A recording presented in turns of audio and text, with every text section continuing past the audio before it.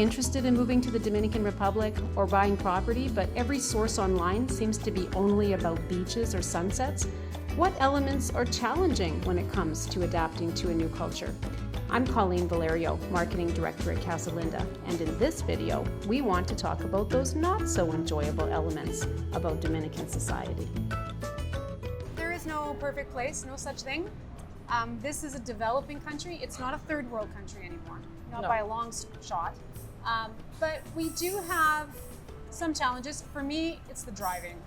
It's insane, it's crazy. I mean, I've also driven in Italy. Well, I didn't, but it's crazy there too. But you know, coming from such a North American environment where everybody follows the rules and lights matter and you turn your signal light on and, you know, it's been 14 years and I'm still driving along with my husband going, seriously? Yeah. Like, what did you just do? So that would be, for me, the big one. People don't really follow the rules, too many motorcycles. You can hear the traffic going by, a lot of traffic. Having said all that, I don't drive. Most of my women friends do. I'm not that great a driver, but having said that, there are options if you don't drive. Public transportation, there's a horn. There's a bunch of different ways. Great cab system here, and really inexpensive. Comes right to your house. Most owners that don't drive have people on a cab driver on speed dial. There's something called a guagua, where you stand out on the road and a little kind of a 12 or 24-seater van drives up and you just hop on and takes you however far you want to go. Usually it's $1 to drive from Sosua to Puerto Plata. There's carritos, which are actual cars that are cabs, but everybody kind of piles in. I wouldn't recommend that. For Casa owners, we're really lucky because we have a shuttle bus. So it's on a schedule. It drives between Sosua and Cabarete all day, every day. So you don't need a car. And it goes to the grocery store, it goes to the beach. Yeah, there's lots of ways of getting around if you don't want to drive, but it is absolutely one of my big pet peeves here is I just wish they would just follow the rule and the horn is your friend. Some of the other things that I find different, you know, coming from extremely clean Canada, I find that it's getting better and there's all this, you know, governmental awareness. This is such a tourist-based country, obviously, tourists like clean streets and whatever. There is still a component here where they'll be on the back of their motorcycle eating out of their styrofoam container and huck it off the side, and it just drives me crazy. Yeah. But we're certainly not covered. I mean, I'm looking outside right now at the main square in Puerto Plata. It's clean as a whistle. But that is a problem here, and they're cleaning. It's always a problem to get people to wisen up and not do that.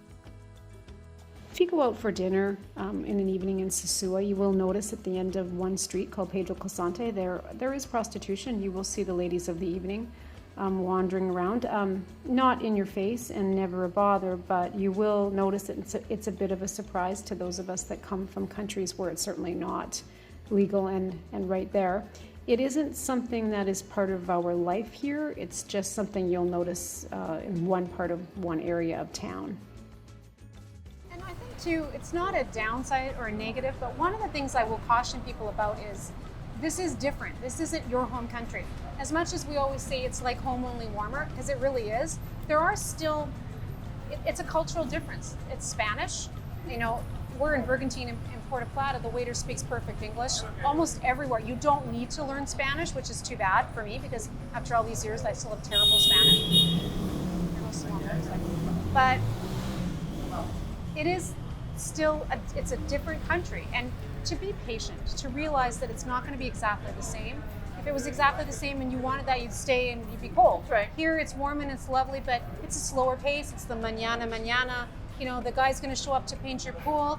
He says he's coming at 1. He might show up at 4. What do you mean I said today? It's today? What? What's the problem? But he'll do a great job when he does. Relax. Yeah. We're not like that. We're like, you said you were going to be here at 1. It's like 1:10, you know. A whole different way, and it's made me slow down. But I chafed at first, I have to be honest. And when they love you, your family. Well, my husband with his kidney stones, people would show up at the door with like, one time it was this big root, even had like the dirt off the end, and they're like, put this in a pot and boil this. And I said, wait a minute, what is this? And it was our housekeeper, she's like family. She goes, no, trust me. And it turned all purple and he drank it and you know, he felt better. Now, maybe you shouldn't do that. I don't know, but we did trust her. But I mean, it's a different way of life, and you get really flexible and easygoing. and you don't stress about too much down here. And we're supposed to be talking about the negatives, but somehow we're talking about what we think are positive. I remember years and years ago, we were decided to go for a drive, and so we thought, well, it must meet up somewhere, this road. No, it was an hour and a half later. Now it's a dirt road. Yep. And we're lost like crazy. There's this guy standing on the side of the road, and my husband's Italian, so back then he just spoke Italian. Now he's fluent in Spanish, but he gets up and he tries to talk Italian to this guy, and he's like, finally he says in English, "Are you lost?" He was like the only English teacher, I'm not kidding, within a 500-mile radius. He got in the car, which you would never do in Canada, but he got in the car, drove us back, said, "Thanks a lot. I was kind of going to come down here anyway, so see you later." It was like, that was weird. But you know what? Those are real stories, and everybody that lives here has a story like that. And if you like our videos, please remember to actually like them on YouTube and also subscribe so you see stuff from us all the time. As we finish this series, we'll do other things all about real life in the Dominican. Join us again.